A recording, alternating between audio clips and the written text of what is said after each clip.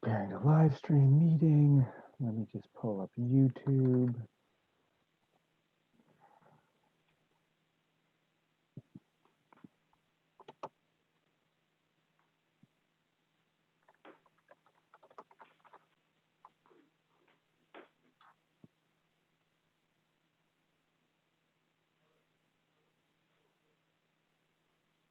All right, so I think we are live. Great. All right, so hello everyone. My name's Owen Casas. I'm the administrator for South Thomaston, Maine, and we're going to do a brief video chat with Andrew Hedrick, engineer from Gartley and Dorsey, the engineering firm that the town has retained to assist us in the planning of the Island Road project that we've received a grant for and would be asking for some additional funding at town meeting on June 30th. The nature of this meeting is just to go over the changes that were made to the draft plans that we discussed in a previous YouTube video that you can review. So again, there's a YouTube video from a little over a week ago where we discussed the project and the designs, again, draft designs in depth. And the nature of this is just to go over some of the changes that have been made since then. So Andrew is going to share his screen that has the plans on it, and we'll talk out some of the changes that we've done since the last video. Take it away, Andrew. All right. Well, thank you very much. Again, my name is Andrew Hedrick. I'm one of the civil engineers at Gartley and Dorsey. We have revised this plan a couple of times, but we just wanted to touch base with you, present this to everybody so they could see where the latest and greatest stood with regard to this project. A lot of work has gone into, so here is Island Road at this location, for all of you not familiar, and then we have the Village Road intersection. We've made some improvements in this area that we focused on since our last meeting. At this current time, we've eliminated a parking space. We had a couple of parking areas that were along, here's the old plan right here. We had some parking along this area, and we had improvements that pulled down past the Huidong property here and past the pier in this location, and we continued the walkway through that. So what we've done since meeting, since visiting the site again, looking at the situation and trying not to impact the landowners down there while still making the improvements that were necessary to address safety and drainage and other concerns. We've eliminated the parking area from here, and we've also shortened the walkway along the waterfront there. It previously continued all the way up to the edge. The difficulty with extending it that far is it's pretty narrow through that area. We have the shorefront on one side, property on the other side, with the driveways and fencing, so that we thought it was best to terminate that before we get to the pier, so that we can stay out of the improvements, anything down here in this area. By doing that, we were able to adjust the intersection as well. We shifted that slightly to improve the radius to make sure that you could, trucks can make that turn in here and this way as well. It'll be a little difficult, but they can make the turn out onto Island Road if they come down Village Road to ensure that they have adequate ability to drive through there. And we, as I mentioned, we shortened this walkway. This is a little walkway along the shore. It's basically a widened shoulder along the road, and we've created a little grass island in here, and we've just changed that again very slightly from what was before. We had this elongated one that kind of crossed through this section, and now we've shortened it and kind of created a more defined landscape area to be determined on what happens there, whether it's landscape, gravel. We're still working on those configurations. The other area that we are working on for this project are down by the Lobster Pound, and in this section here, we've had a lot of concerns, and we've received a lot of concerns or comments regarding a couple of things. The primary one that we keep hearing is speed control, and the fear that we're going to straighten the road out and it will create a traffic concern and speed control. As we look at the area down there, here's the Lobster Pound in this area right here. We have like an S turn as it comes across. Here's the bridge location. So you're creating an S-turn as it comes through there. What we're proposing to do is not eliminate the S-turn, is to simply readjust it and realign it, so that we're pulling it down. The green areas where the road is currently, we're proposing to pull that area down a little bit to avoid, to improve the sight lines, and to accomplish that, we're going to need to remove some of the ledge through that area. But again, we're not going to straighten. Yes. Just, you and I heard also a couple of folks mention speed bumps as some potential for traffic control. Can you just touch briefly on, the speed requirements for speed bumps and why, one, they may not actually control speed in the way that one might think, and because of the speed of that road aren't actually allowed? Yeah, definitely. So any of those speed controls that you implement into a road, you really need to have a road that's 25 miles an hour or less. This road is not that. It's a lot higher than that.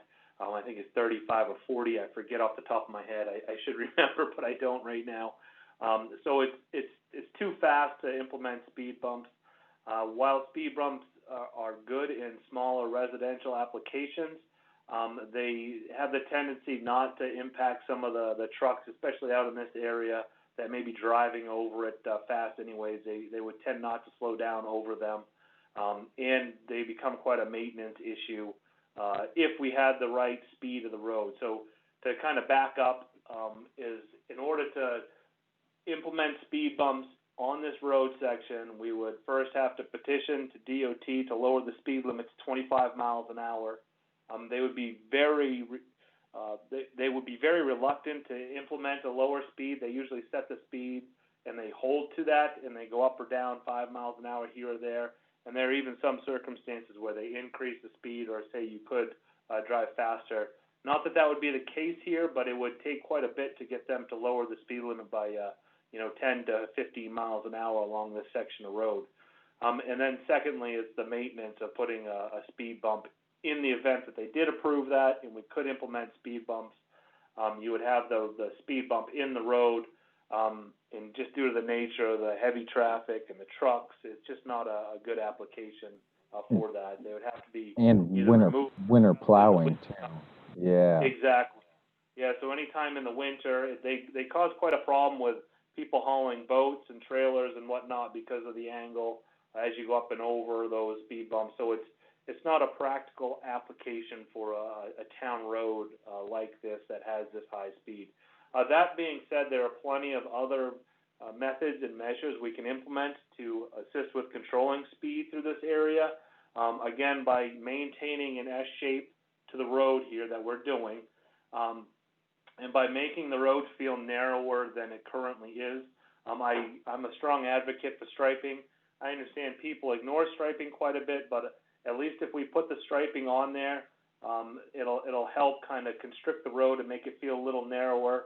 And what I mean by is we have a 22-foot wide road here, so if we maintain a 10-foot travel lane and put a stripe down a foot off the edge of the pavement here, it'll feel like that travel lane is a little narrow through there, and assist with trying to control speed. We can do it with signage. I have another section of road in another part of the state here that we've put up flashing speed limit signs so that you put a speed limit sign, say it's 35 miles an hour, and you put a sign underneath it that flashes the speed limit that you're going, just to kind of warn you that here's your speed limit. The other way you can do is you can just have the speed limit sign flash at you as you're approaching it, just to get your attention. Those are just solar-powered LED. They're pretty straightforward. I would be an advocate for implementing a couple out here that will help reinforce the speed limit for all those that don't know, or just to kind of get people to pay a little more attention to the speed. Ledge in this option will be removed, as we've discussed. While ledge removal appears to be scary because we are implementing explosives into the ground, they are professionals that do the ledge removal. They do this as a career, and they are very proficient at how they do that. They're very cautious of what's around them, wells, anything that might be in the ground, foundations. and they are aware of how to make those drills appropriate to minimize impact to anything in the close vicinity. I've mentioned before, I've seen them drill right next to foundations to remove ledge, right next being within 10 feet, and successfully avoid any impact to the foundation, but remove the ledge intended. What they'll do is they'll drill shallower drill holes. So instead of driving a hole, 8, 10 feet in the ground, they'll only put it about 4 feet to 6 feet deep. They'll drill more often. They'll only space them, 6 feet, 12 inches apart, 6 inches, 12 inches apart, and then put a smaller explosive and take this off in layers if they do any surveys and they realize there's some structures or wells or some other things in the area that they need to be aware of. But generally speaking, there's quite a bit of distance between most of the structures. I know there's a building over here, and we have some wells and some other lines that might be in the ground in this location, but we do have quite a bit of clearance. It will be felt. You'll know that they are blasting, but they'll do it in small lifts, again, to kind of minimize any disruption below surface to anything much beyond where we've got identified for this, where there's the potential ledge removal. There's one of the other concerns that did come up was this driveway. We talked briefly about trying to eliminate the U here and kind of consolidate those into one single driveway. We will have that. The driveway will be wide enough to support 2 cars so that somebody can make it in if somebody's sitting there trying to exit the driveway. In addition to that, we'll have sufficient turning radiuses on there. What we have here actually is a little too tight for my comfort. This is kind of our schematic. But we'll definitely widen that turning radius out so that you can get an oil truck in there as needed, or a septic truck to get in and make that turn without having to drive over the lawn. So we will widen this out a little bit to make sure that we have clean and adequate two-way access through that. One of the other things that I found successful, going back to that speed control, you see it around. I know they do it in downtown Rockland quite a bit, is they put those pedestrian crossing signs, those awful stand-alone signs that are right in the middle of the travel lane.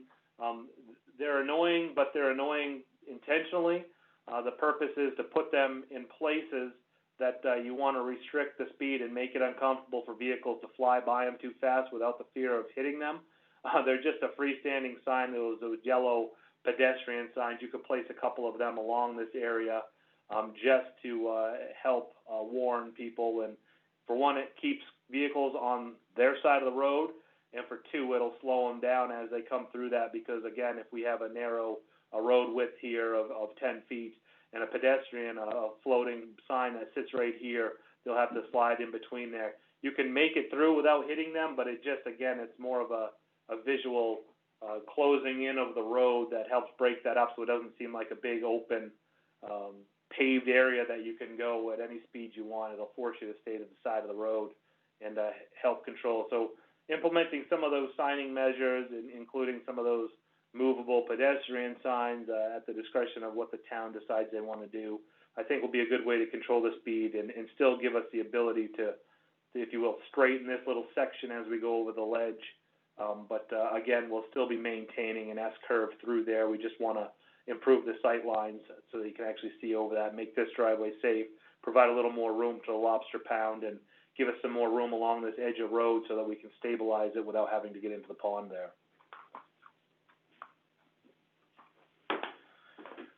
Were there any other concerns that I didn't mention that we've heard on my list here? No, I think the only other thing was, we had made it kind of the improved shoulder and then the improved walking path on the south side of the Island and Village Road intersection. And I'm not sure if it's depicted in these plans specifically, but we're going to try to, and remind me if I'm correct on this, on the lobster pound area, we're also going to try to have it so folks stay on the south side of the road so that there's not, we've created good, safe walking spaces, but they're on the opposite side, kind of compelling people to bounce back and forth from one side of the road to the other. Definitely. And there's quite a bit of distance between these two. I know if you look at where we actually are, there's quite a bit of road section in between the two projects. So here's the Village Road, and here's where the pound is. But we can put a shoulder along this side. This is where the people should be anyways, for safety reasons. So we can have a nice shoulder along this edge that people can walk along and still have access to the parking and around the pound. And then we'll pick it up again down along this section. So if somebody does happen to be walking, they could stay along this side of the road and be able to get all the way to Village Road on that edge. Yeah, no, I mean, that was about it. And, you know, we'll be, like I said in the beginning, we'll be asking the town if they want to approve the funding necessary for us to continue moving forward on the project. And we are always open and welcome to thoughts from community members, input that they have. And then if we get the approved funding at town meeting, we'll continue to work on this, get the design through additional drafts into a place to where we feel comfortable that we can potentially go out to bid, hopefully at the end of this year or late fall. And so we'll continue to update the town on the progress that we've made and refine the plan to something that we hope, you know, meets with some of our climate change and sea level rise concerns while maintaining public safety and the flow of commercial traffic and you know, tourist and residential traffic on and off the island. So I don't think there's anything else you got for us? I think that summarizes it. Between the last video and this one, it should have a lot of the information. And again, we're both available. Reach out to us if there's something that comes up, and we'll try to implement it or respond to your thoughts and questions. Yep, and hopefully the next meeting that we have on this will be post-town meeting, and you know, the hope is that the town feels that this is a worthwhile project to put some resources towards, and then we can talk about next steps and the phases, and we'll discuss all of that hopefully at some point in the future. So sounds great. Thank you very much, Owen. You bet. Thank you, Andrew. Thank you, everyone, for watching, and have a great rest of your day.